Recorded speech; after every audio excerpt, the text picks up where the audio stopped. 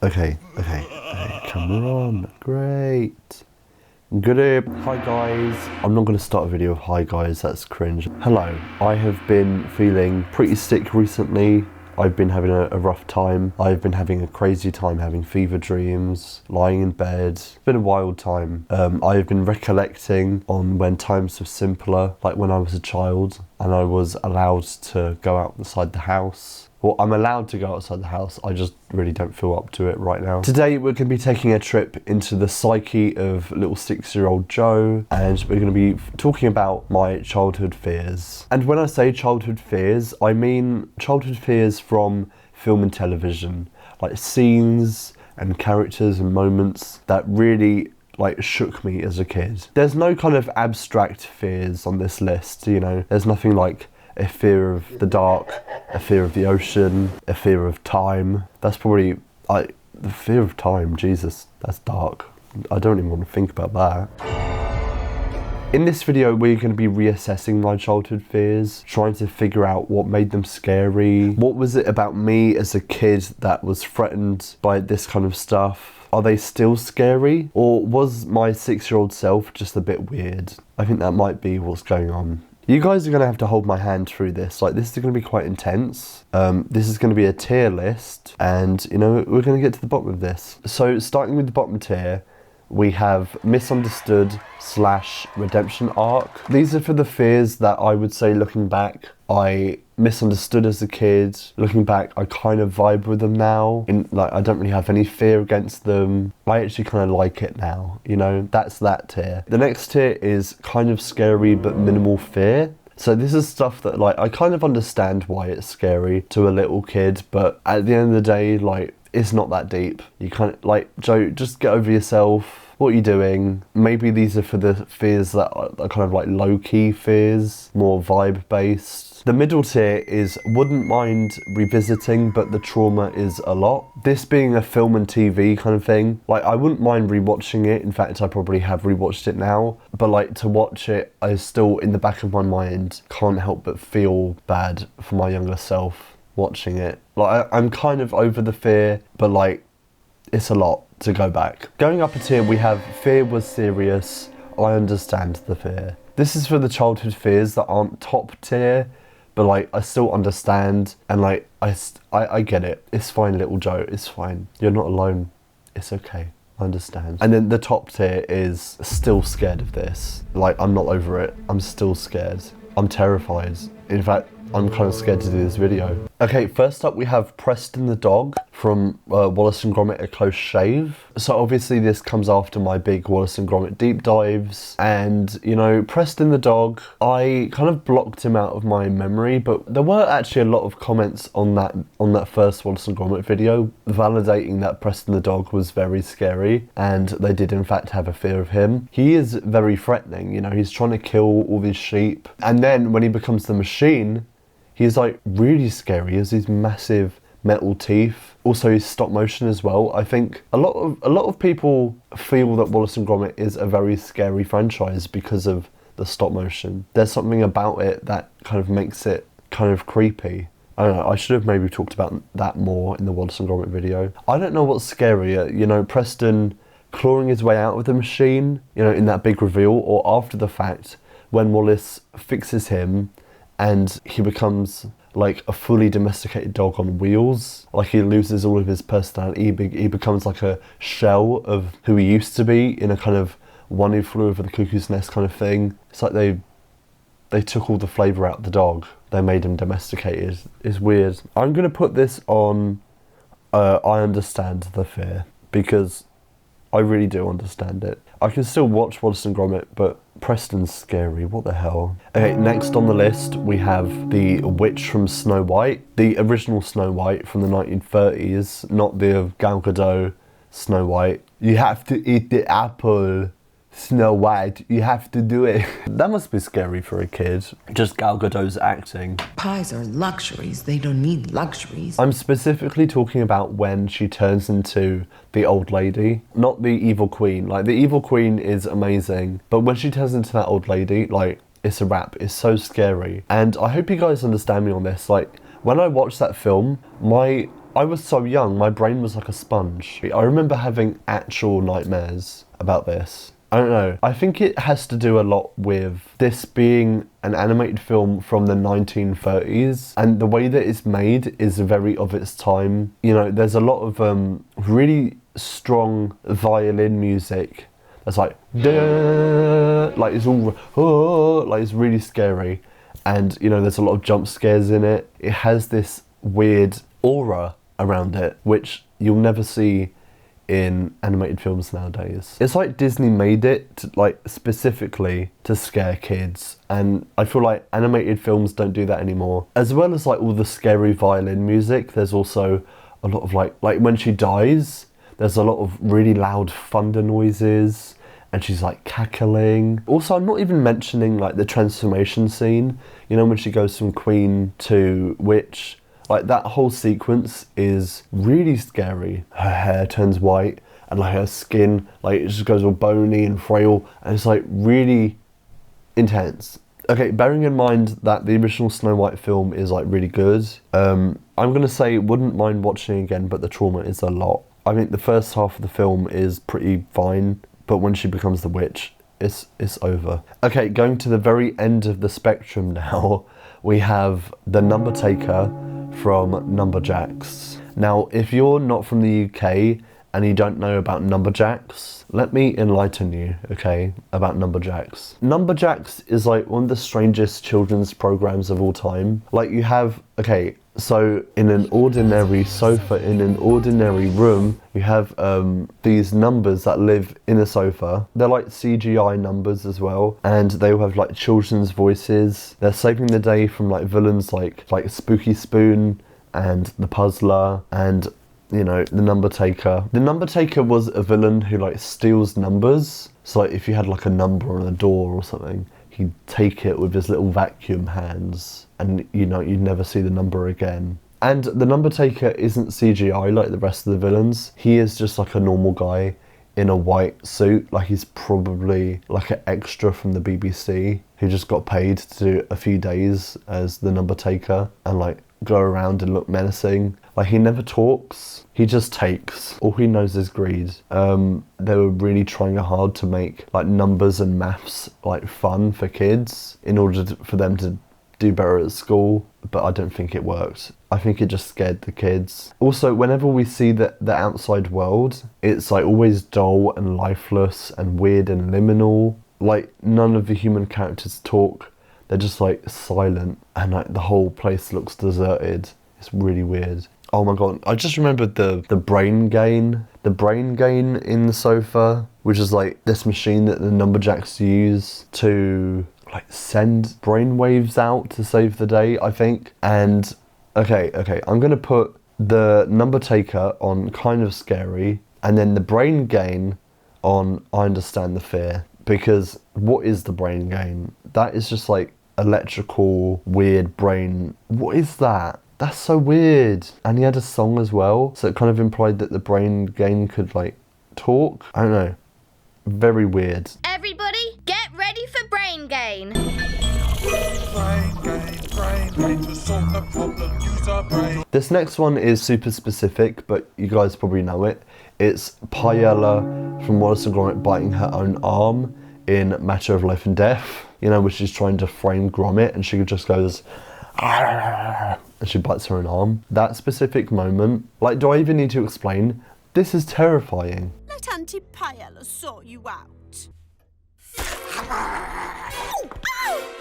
Just like, she bites it so hard, she leaves a red mark on her own arm, and like her teeth as well, the plasticine teeth, insane. She's like a rabid dog. She's so aggressive with it. She didn't have to bite her own arm, I don't think, to frame Gromit. She could have easily have just like said that Gromit bit her arm, you know, and acted like he did. But then she like actually bites her own arm just to like threaten Gromit, I guess. She just comes across as just an absolute insane person, which she is. I mean, I do feel bad for her when she does at the end of the film, because she is completely delusional. She's not right in the head, guys. I'm gonna put this in wouldn't mind watching again, but the trauma is a lot, because I love the Wallace and Gromit films, but that is so scary. Why is she so aggressive with it? Next, okay, we have the child catcher from Chitty Chitty Bang Bang. Chitty Chitty Bang Bang is like, I even feel stupid saying the name. It's a very strange film looking back at it. So we have this family who are like riding in a car that can fly, and then eventually in the film they land in this fictitious country of, what's it called? I wrote it down. Bulgaria. That's very funny.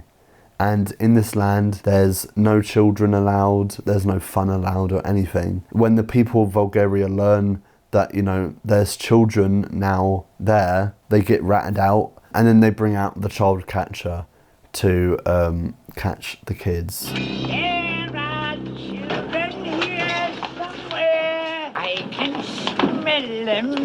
Okay, so obviously the child catcher is scary because his job is to literally hunt down kids and capture them. I think that's very scary for any child to imagine. But it's not just his job, it's also the way that he carries himself, his fake nose that he has, his like long black hair. And also a specific thing that freaked me out as a kid was his kind of gender ambiguity. Like watching it, I wasn't sure whether this was a man or a woman. It was kind of up in the air. So as a kid, I was thinking, is the child catcher like a man or a woman or like a secret third thing? Like I really didn't know. And I don't know if that's just me. I think maybe we should validate the child catcher's non-binary identity, you know? The child catcher said they, them, and let them be themselves. Also, there's the part of the film where the child catcher like dresses up as a candy man and tries to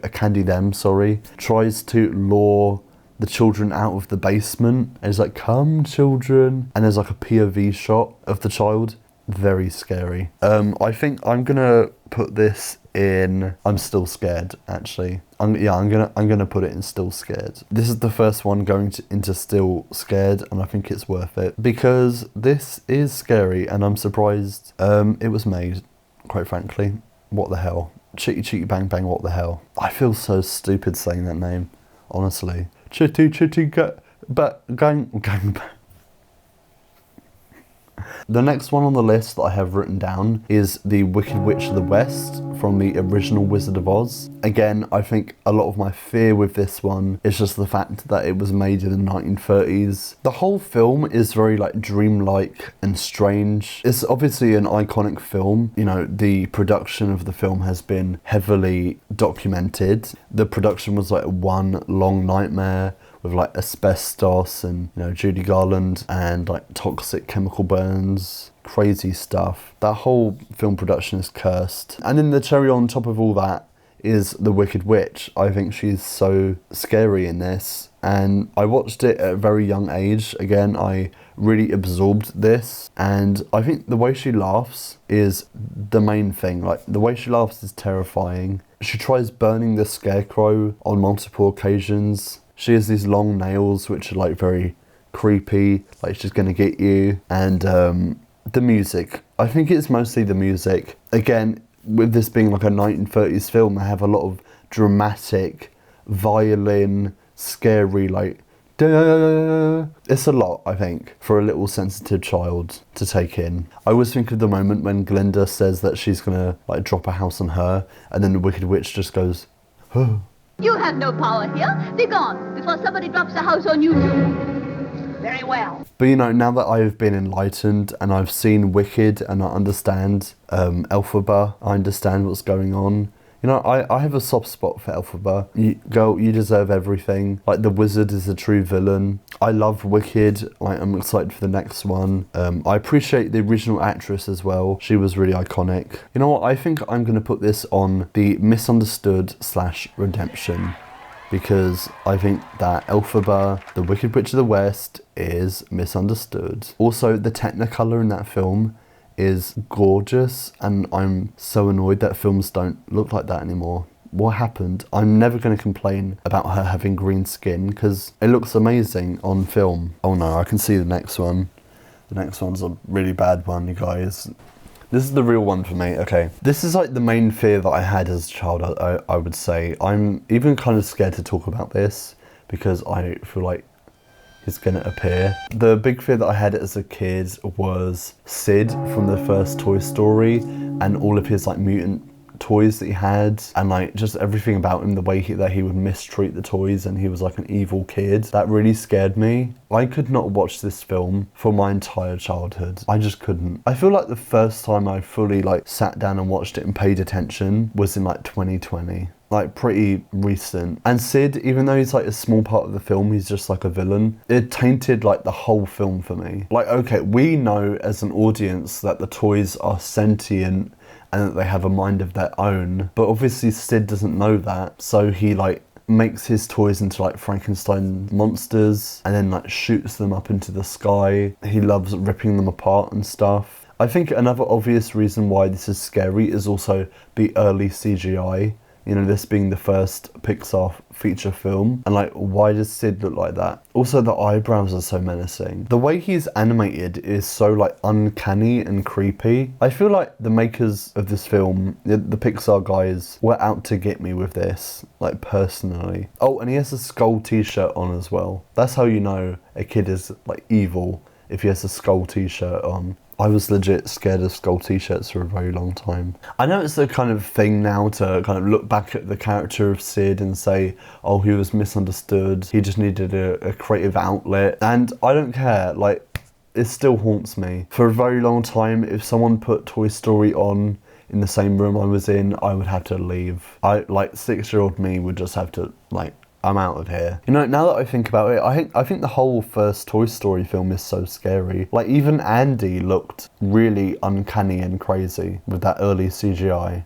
Oh, and the toys in Sid's room. Okay, so that's the whole other side to this. Like, let's look at the toys in Sid's room. Okay, so you have the hand with the Jack-in-the-Box, the duck with the human body, and the baby with the mechanical spider legs. Hate the baby with the mechanical spider legs. Ooh, I don't like it. And then, you know, you have the fish hook with Barbie legs, which is like, I guess, a joke that she's like a hooker. I think she slays. I think she looks great, actually, looking back. What is this little car in the corner with human arms? That is really weird. It looks like an early concept for cars that went wrong. I think all things considered, you know, Sid, his toys, just the whole first Toy Story film in general, I'm going to put this in still scared, because I am. And I'm going to carry this with me throughout my whole life. I can watch Toy Story and I can look at it, but it's like, I can't believe that was the first Toy Story film. And the first Toy Story was really like well received, because I don't know how any child watched this, you know, it's crazy. Moving on, because I really need to move on right now. The next in the list is Ronald McDonald.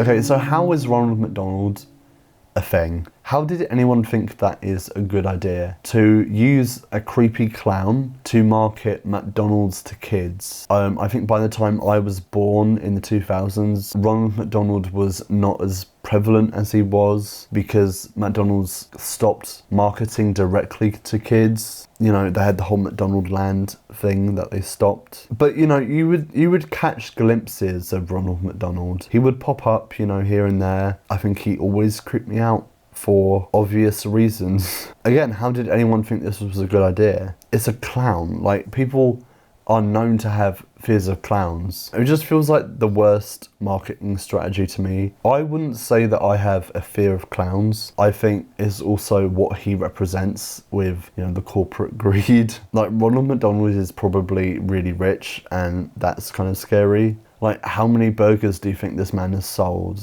You know, marketing fast food to kids. He's like, hey little kid, do you want some fries and a milkshake with that burger? And looking back now, I think a lot of the ads that Ronald McDonald was in is still quite freaky. Take along a friend and grab a hold of Ronald's hand as you're heading for McDonald's. Apparently McDonald's still use Ronald McDonald, not really for advertising, but more like events whenever they need like a mascot. And you know, I was looking this up on Wikipedia, and it turns out in Japan, it says, out of respect for Ronald McDonald as an adult, children refer to Ronald McDonald as Uncle McDonald, which is like another layer of creepiness. Like creepy Uncle Ronald McDonald, the clown. What? Not a creepy uncle. I'm gonna put this in minimal fear. I think this is more of a feeling of unease that I have, you know. Next up we have the tunnel boat scene from the Tim Burton Charlie and the Chocolate Factory. Not the Gene Wilder one, but the 2005 Tim Burton one. This tunnel scene is really crazy.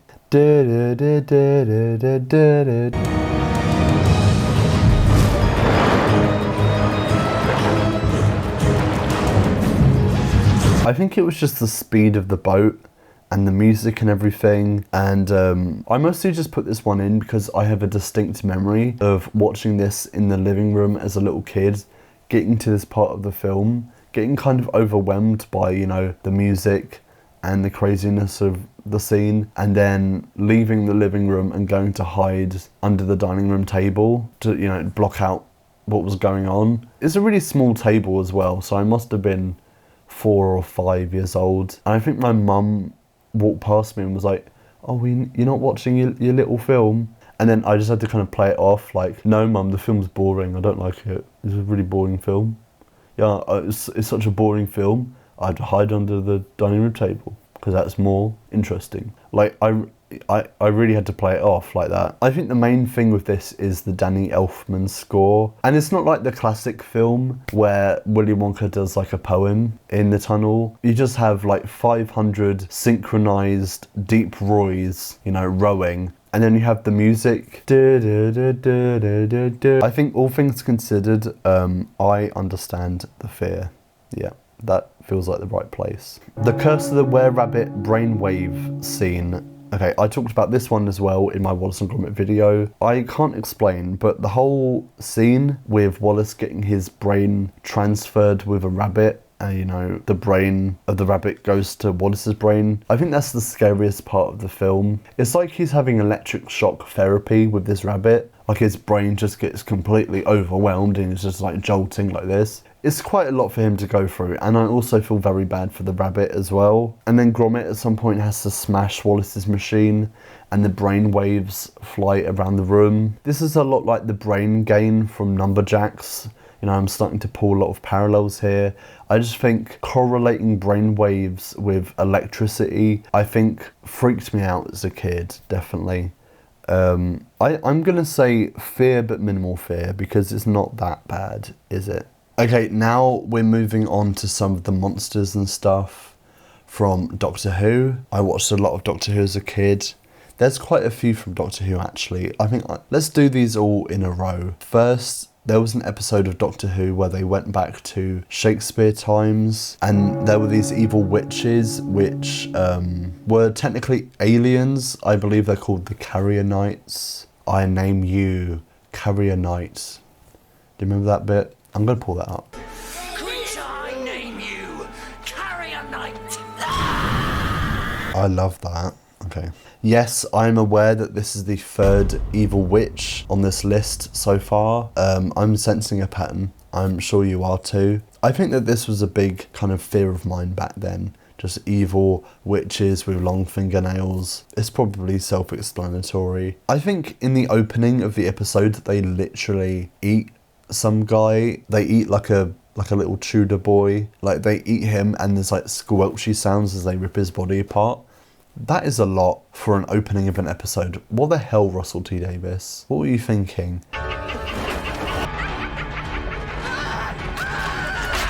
But I don't know, maybe he deserved it, because watching this episode back, I kind of vibe a lot with the Carrier Knights. They're just 3 women hanging out in Tudor times, trying to get Shakespeare to write a play to get back to the home planet or whatever. I think I would vibe with the Carrier Knights if I hung out with them, and for that reason I'm going to put them into Redemption arc. Misunderstood. Alright, next Doctor Who creature we have the Empress of the Arachnos Spider Lady from that Christmas special. Like with Toy Story, I refused to watch this episode for a very long time. It's such a shame because I think the episode itself is good. Like, Catherine Tate and David Tennant are really good in this episode. I just could not watch it because this spider just freaked me out so much. Like, she's huge and she's a hybrid of a human, kind of humanoid figure and a spider. Her skin is like red and slimy. She has like these black eyes all over. Honestly, the makeup is done very well. It's probably done a bit too well. I think the plot of the episode is she has her children like buried deep into the core of the earth and she wants them all to hatch out and take over the earth. And then the Doctor at some point like drowns her and her kids. As the whole base gets flooded, she's like screaming, "My children, no!" And it's like, she's a spider, so she has these like claws and it's like really freaky.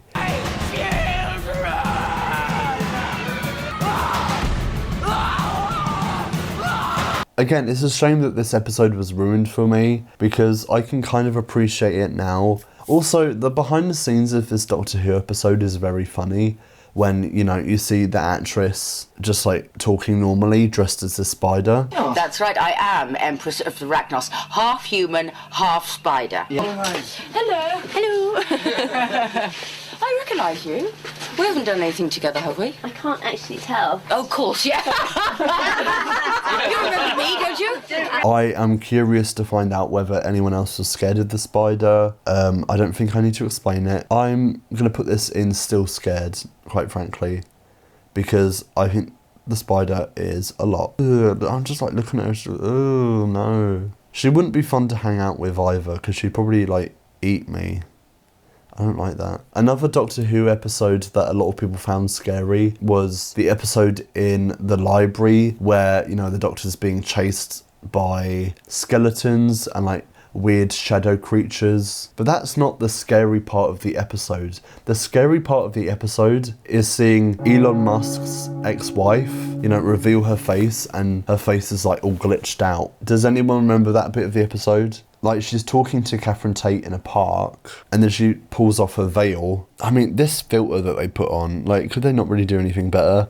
It really does look like the filter from, you know the app that you get on like a MacBook, the photo booth? Like, she was doing the photo booth challenge. Does anyone remember the photo booth challenge? No, I think the scariest thing about this is that this actress married Elon Musk. Like, what the hell? I mean, this moment in Doctor Who, I'm going to put in kind of scary. It's like kind of bottom tier. I'm trying to think of anything else. Now that I think about it, actually, the same episode had Catherine Tate's head on this like statue thing, and her head was just like blankly saying, "Donna Noble has left the library. Donna Noble has been saved." That's so creepy. Donna Noble has left the library. Donna Noble has been saved. Also, I remember seeing this behind the scenes photo of Catherine Tate, and she like was forced to like go on a green screen and say these lines, and it's just the funniest thing ever. She's got her head stuck in this thing with like normal attire on underneath. I think this is also going to go in kind of scary. Donna Noble has left the library. I'm trying to think of other Doctor Who related stuff, but oh no, there's the Flesh people from that one episode. Do you remember the Rebel Flesh people? I've blocked that episode out from my memory and I don't even want to talk about it. I'm not even going to mention it. I'm just going to pretend it doesn't exist. Okay, this isn't Doctor Who related, but it's still like UK television. It's a bit of a deep cut. Like, hear me out on this, okay? But does anyone know the opening of the show Brum? You know, the little car that drives around Brum? I wouldn't say that I was scared of this. I would say that I was unsettled by this. So Brum is a car that like comes to life. I'm just looking at him now. In the scene, so he's like driving around and all these people are around him like dancing, like really intense dancing. I think I'm unsettled by Brum himself because he doesn't talk. He just drives. All he knows is speed. I mean, the people around him are like low-key kind of creepy. The way they were so smiley and so dancey. It's also very weird how there's nothing else in this city. It's just these people dancing. There's no one else anywhere. It feels like the whole cityscape is like abandoned, and that's probably because the way they filmed it, but it gives it a very uncanny kind of vibe. But I do feel that I was very harsh on Brum. I'm going to put him in misunderstood. Okay, next we have Emperor Palpatine.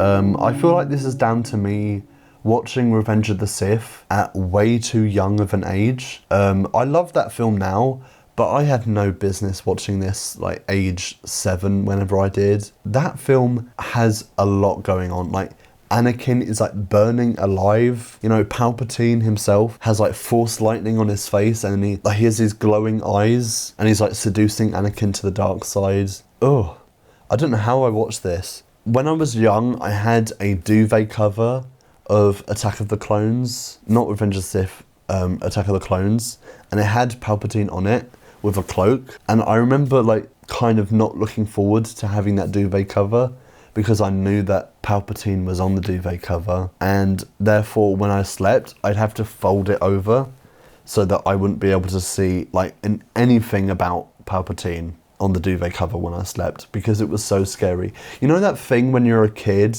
when you go to sleep and then you can see like a little bit of light in the room, so like if you have a dressing gown or anything hanging, it kind of looks like a hooded figure? That was the gist of it. I didn't like that Palpatine was cloaked.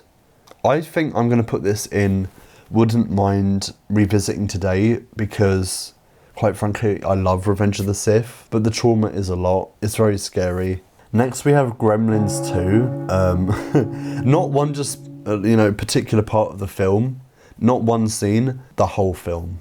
Just the whole thing. This film had no business being as insane as it was. And for some reason, growing up, we never had the DVD of the original Gremlins. We just had the second one. There's so much going on with the film.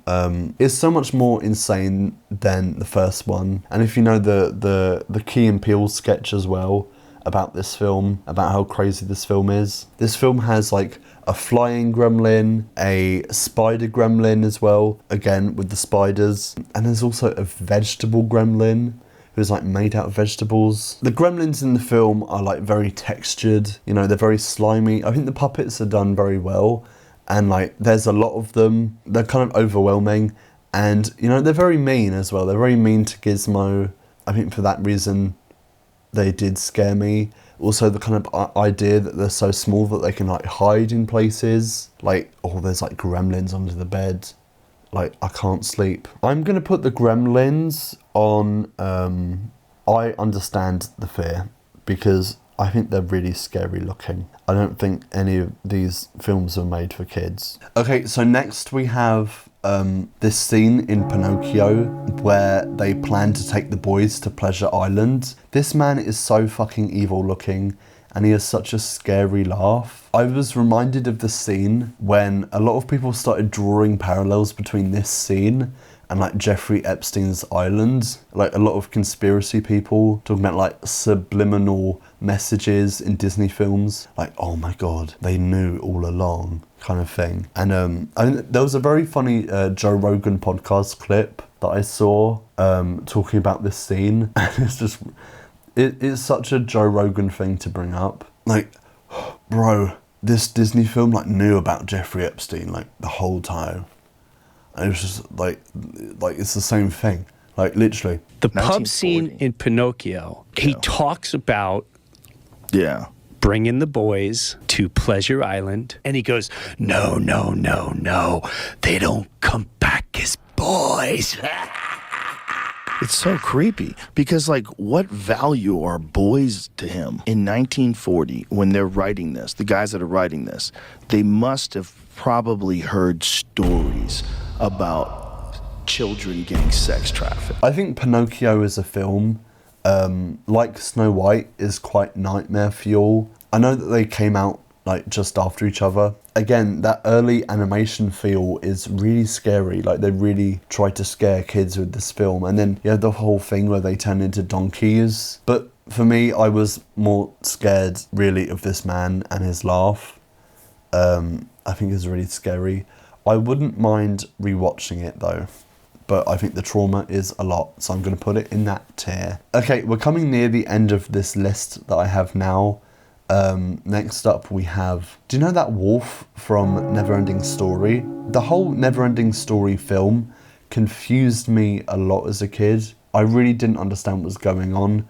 The plot, like, I didn't understand the plot. It really didn't help that every character had a name, like, well, like, the wolf's name is Gamork, and then you have, like, characters like Atreyu, and, like, my child self, like, that's just going completely over my head. Like, it's going in one ear, out the other. I don't know what's going on. I still kind of don't understand what the hell the Neverending Story is about. I think this wolf puppet is so scary. He is in this hole, and you mostly just see his eyes. He says stuff like, "Don't come any closer, or I'm gonna eat you." And it's like really scary. That's really, really scary. And there's a lot of thunder noises, again, and violin noises, again with the scary noises. I think I was just scared of loud noises as a kid.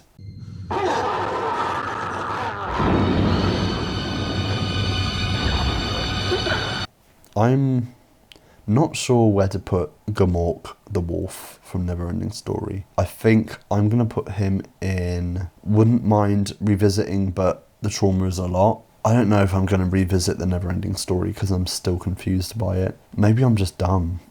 I don't know, maybe I am. Okay, second to last one. You guys are really going to have to hear me out on this one. There's this program that is like cemented into my brain. I can like just about remember because I must have watched it when I was really young. No one else remembers it. I just spend ages researching this to even find out what this was. It's a program from CBeebies called Razzledazzle, and it's made for like a really young audience, like toddlers. That's me. It takes like a sensory approach with like lots of bright colours and little graphics on the screen and like noises like bum bum bum bum, and then like Razzledazzle, that like the CGI thing that he is, like he goes down little tunnels, and like I remember these tunnels as well so vividly. Okay, like I remember I had like dreams of it, and it's like it's that weird kind of early 2000s CGI, and like the whole vibe of the show is kind of vacant, and it's almost kind of liminal, like it's bordering on liminal. Like the tunnel that Razzledazzle goes down is liminal. It's a liminal space. Like I wouldn't want to be in there. A lot of the show is like actors who were employed by CBeebies to do like uninterrupted kind of monologues about like children's things like storytelling, or like bits of like, do you hear that noise? The doorbell goes ring, ring, ring, ring. And it's like really kind of freaky because they make direct eye contact with the camera, and there's a lot of silence. This woman just like kind of talking to me in this sort of void.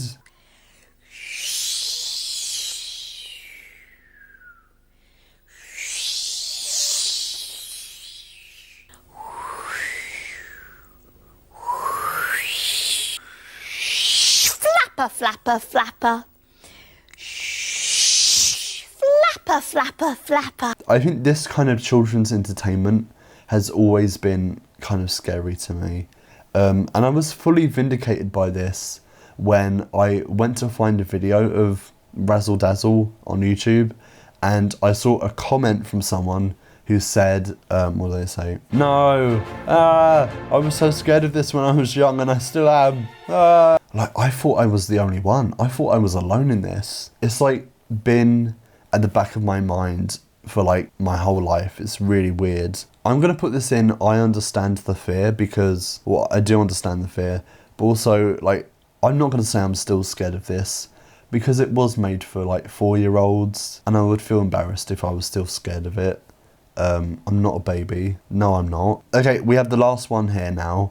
This is quite a big one. We have that weird CGI motion capture Christmas Carol film from 2009, I think it was. Everyone I talked to about this film is in 100% agreement that it was really scary. And Honestly, it has Jim Carrey as well as Scrooge, and that makes it even weirder. It's such a weird film. I think I'm gonna need to make a whole video on this like series of motion capture films, you know, like Christmas Carol, Polar Express, Mars Needs Mums, because it turns out they're all made by the same studio that the director Robert Zemeckis founded, and they all just have the weirdest energy to them. And then the studio did kind of fall through, I think, and I'm not surprised, because this Christmas Carol film is so creepy in so many different ways. I think it's so intense for kids. I would never show a child this film. I think they were really leaning into like the Charles Dickens feel of the film, and it doesn't help that like all of the characters, even just the way they look, like in general, really creepy and uncanny, because they have this like weird motion capture look. And apparently Robert Zemeckis was going to make a Beatles motion capture film. Oh my god, that would have ruined the Beatles for so many people if I made that. I'm going to put this Christmas Carol film, because I think the Christmas Carol one is the scariest. I'm going to put this in Still Scared, because I really can't watch it now. And that is all the ones I have written down. If I think any more deeply about my childhood fears, I think I'm going to have a mental breakdown. But, you know, let's look back at this tier list. You know, we have quite a lot here. Like, I'm still scared of the Child Catcher, Sid, the Spider Lady from Doctor Who, and the Robert Zemeckis Christmas Carol. That seems valid to me. And going down to the bottom, redemption arc for the Wicked Witch, the Carrier Knights, and Brum. That seems right to me. Okay, I love that. I'm glad that we had this talk. I'm glad that we went through this therapy together. I would really love to hear in the comments if any of you relate to these fears, or any of you people remember any of this stuff that I'm remembering. What were your childhood fears? What were you scared of? What did you think was under the bed when you were asleep? I feel like this video was quite traumatic, so I'm gonna say thank you so much for watching it and getting through it with me. I hope you enjoyed your time. This was a lot more of a laid back kind of video because I've been feeling kind of unwell. But, you know, I hope you enjoyed yourself, and stick around to subscribe. Become a member if you want to become a member. Roll the credits. Bye, guys.